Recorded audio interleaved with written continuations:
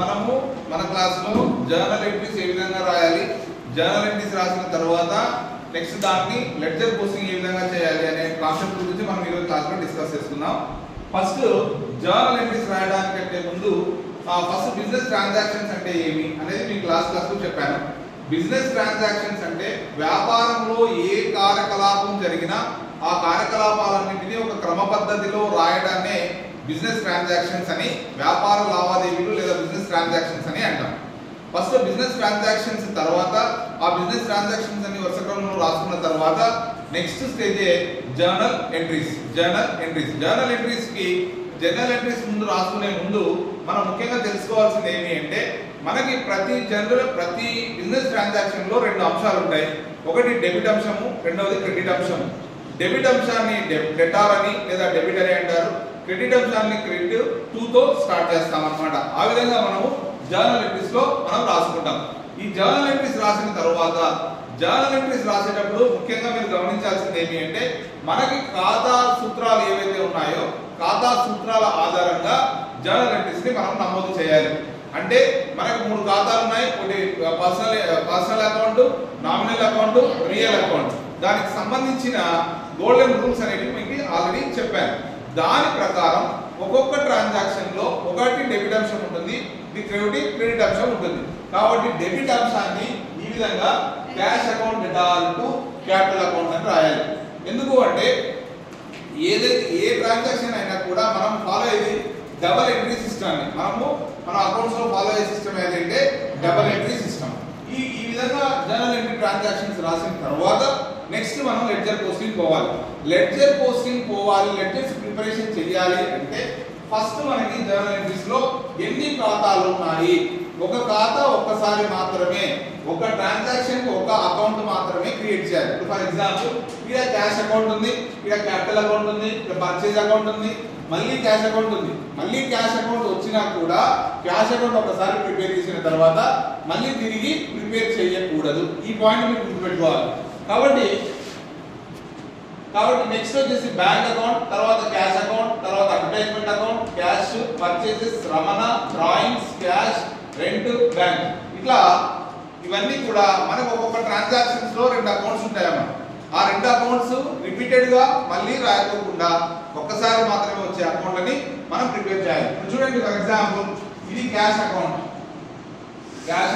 ఒకటి, next capital account, next purchases account, next cash already ఉంది కాబట్టి రాయకూడదు. నెక్స్ట్ బ్యాంక్ లేదు కాబట్టి రాయాలి. నెక్స్ట్ క్యాష్ ఆల్రెడీ ఉంది కాబట్టి రాయకూడదు. Next advertisements account,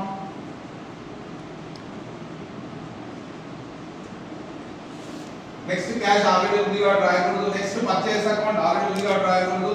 next Ramana account లేదు కాబట్టి రాయాలి. నెక్స్ట్ డ్రాయింగ్స్ అకౌంట్ లేదు కాబట్టి రాయాలి.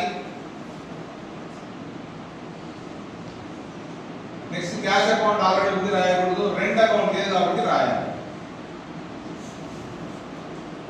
యాక్చువల్లీ ఇక్కడ చూడండి, జర్నల్ ఎంట్రీస్ అన్ని కూడా 1 2 3 4 5 6 7 జర్నల్ ఎంట్రీస్ ఉన్నాయి. 7 జర్నల్ ఎంట్రీస్ కి 14 పాయింట్లు ఉన్నాయి. డెబిట్ క్రెడిట్ కలిపి 14 పాయింట్లు ఉన్నాయి. కానీ 14 పాయింట్ల నుంచి మనకు వచ్చిన అకౌంట్లు ఎన్ని? 8 మాత్రమే. అంటే 8 అవి రిపీట్ అయి ఉంటాయి. కాబట్టి ఒక్కసారి ఒక అకౌంట్ నే ప్రిపేర్ చేయాలి. ఈ పాయింట్ మీరు మైండ్ లో ఫిక్స్ చేసుకోండి. ఇప్పుడు దీనికి మనం అకౌంట్ ప్రిపేర్ చేయాలంటే టోటల్ ఎన్ని అకౌంట్స్ ఉన్నాయి? 8 అకౌంట్లు ఉన్నాయి. 8 అకౌంట్లలో ఏ ట్రాన్సాక్షన్స్ అయితే ఎక్కువ సార్లు వచ్చి ఉంటారో ఆ అకౌంట్ ని కొద్దిగా పెద్దగా డ్రా చేసుకోవాలి. ఏ ట్రాన్సాక్షన్ ఎక్కువగా వచ్చింది? క్యాష్. కాబట్టి క్యాష్ అకౌంట్ ని కొద్దిగా పెద్దగా డ్రా చేసుకుందాం. Cash account, debit, credit. Next వచ్చేసి క్యాపిటల్ అకౌంట్ ట్రాన్సాక్షన్ ఒకటే ట్రాన్సాక్షన్ కాబట్టి కొద్దిగా చిన్నగా చేసుకోవాలి. క్యాపిటల్. నెక్స్ట్ వచ్చేసి పర్చేస్ ఎన్ని ఉన్నాయమ్మా? ఇంకా 2 3 ఉన్నాయి కాబట్టి కొద్దిగా పెద్దగా చేసుకుందాం. Purchase account.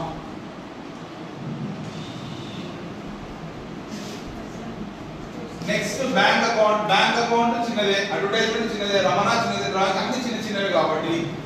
గా డ్రా చేసుకుందాం. ఏమేమి నెక్స్ట్ పర్చేస్ అయిపోయిందో లేదమ్మా? Bank. Next advertisement.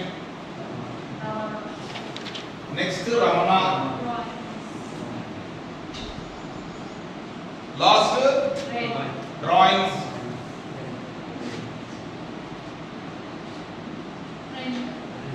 Last the rent account. చూడండి అమ్మా, ఈ విధంగా మనము అకౌంట్స్ ని ప్రిపేర్ చేస్తున్నాం. దీనిలోనే అకౌంట్ అని లెడ్జర్ అని అంటాం. అకౌంట్ అని లెడ్జర్ అని అంటాం. దీంట్లో మనం రాసే పద్ధతినే లెడ్జర్ పోస్టింగ్ అని అంటాం. లెడ్జర్ ఇవన్నీ కూడా అకౌంట్స్ అని అంటాం. దీన్ని రాసే పద్ధతిని లెడ్జర్ పోస్టింగ్ అని అంటాం. ఏమంటాం? లెడ్జర్ పోస్టింగ్ అంటాం. ఇప్పుడు ఈ విధంగా రాసుకున్న తర్వాత ఇప్పుడు నమోదు చేసే పద్ధతి చెప్తాను చూడండి. ఇక్కడ ఫర్ ఎగ్జాంపుల్ ఫస్ట్ పాయింట్ ఏముందమ్మా? Cash account debtor to capital account. Cash account debtor to capital account అని ఉన్నప్పుడు క్యాష్ అకౌంట్ లో డెబిట్ సైడ్ టు క్యాపిటల్ అని రాయాలి. పాయింట్ బాబు పెట్టుకోండమ్మా. For example cash account debtor to capital account అని ఉంది కదా. ఈ ట్రాన్సాక్షన్ ఎక్కడ రాయాలి చూడండి.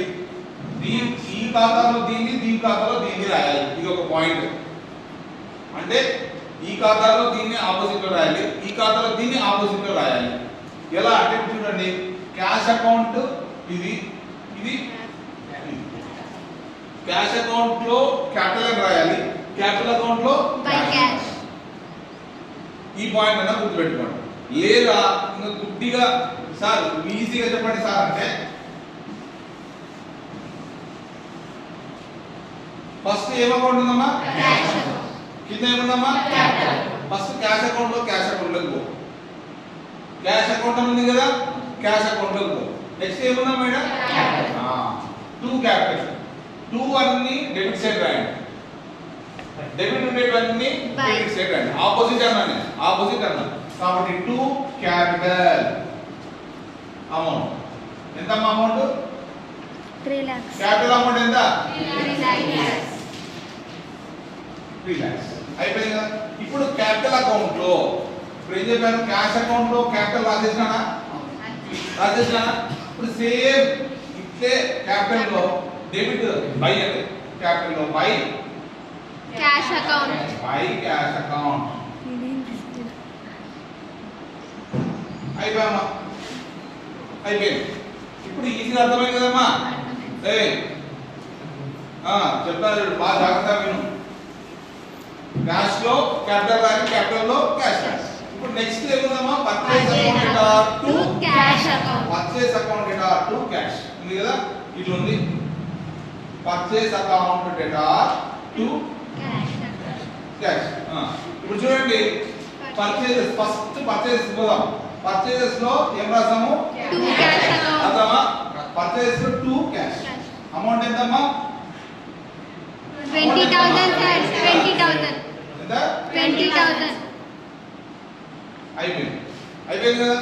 Cash ఇప్పుడు క్యాష్ లో Buy purchase. Very good. Cash లో బై పర్చేస్. Purchase. క్యాష్ లో by purchases.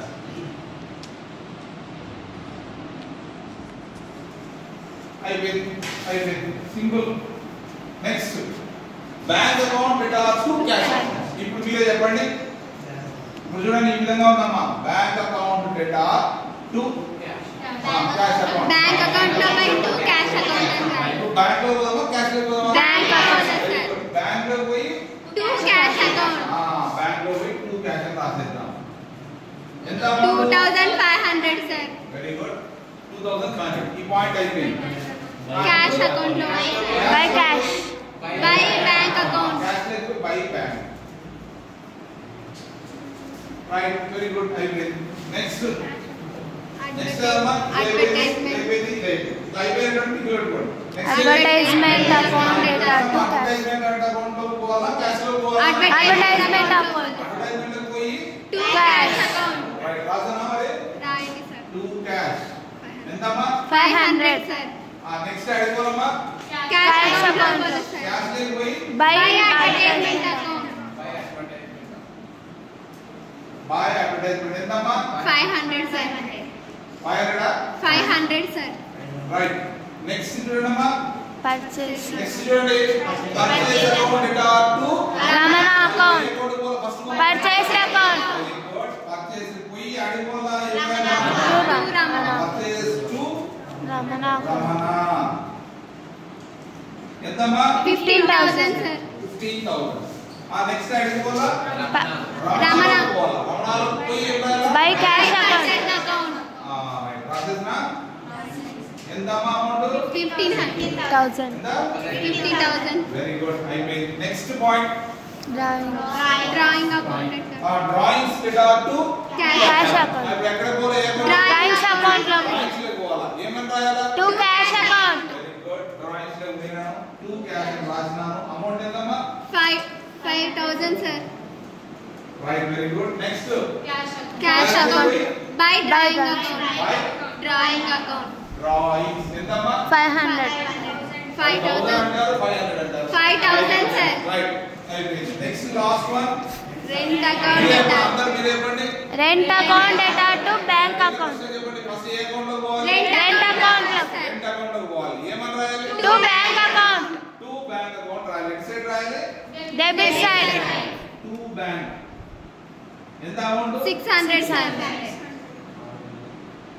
Next rent account bank account లో వాళ్ళ సార్ నెక్స్ట్ అడిగి పోవాలి బ్యాంక్ అకౌంట్ బ్యాంక్ అకౌంట్ లో పోవాలి. By rent account by rent account ఎంతమ్మా 600 సార్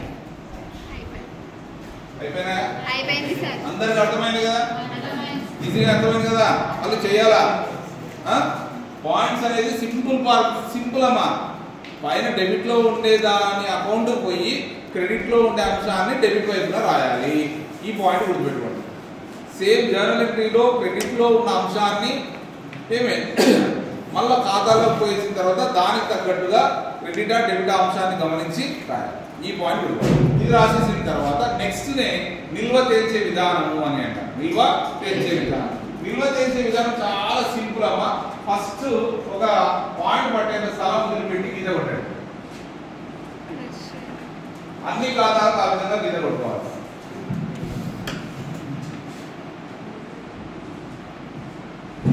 ఉన్నా లేకున్నా గీత కొట్టాల్సిందే.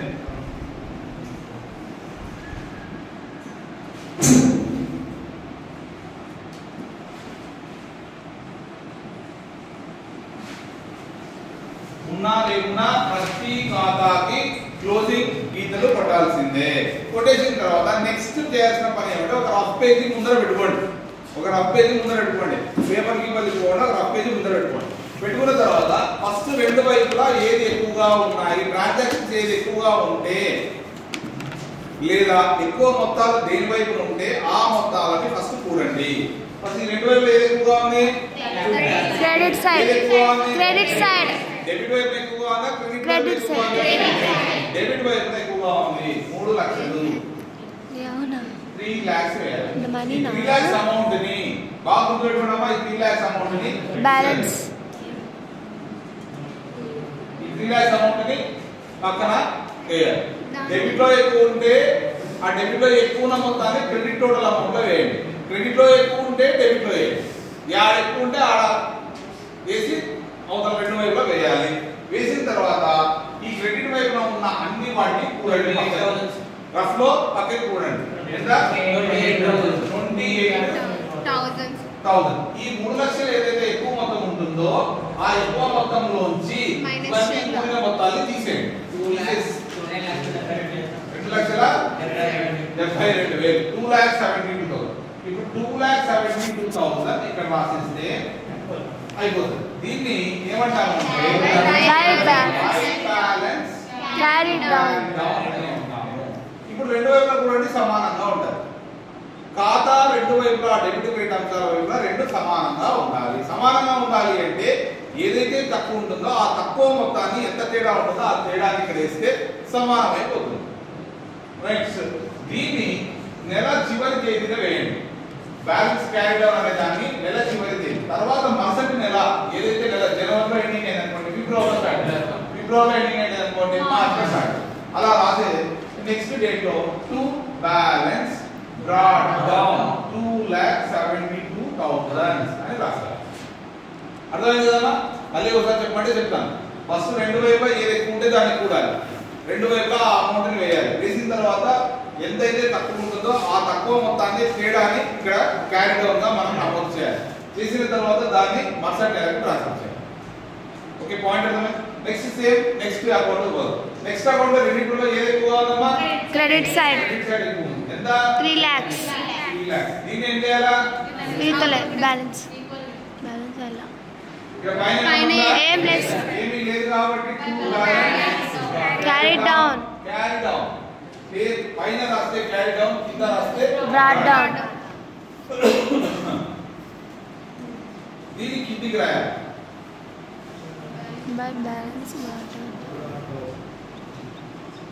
నెక్స్ట్ ఇది చూడమ్మా, రెండు వైపులు ఏది ఎక్కువగా ఉంది?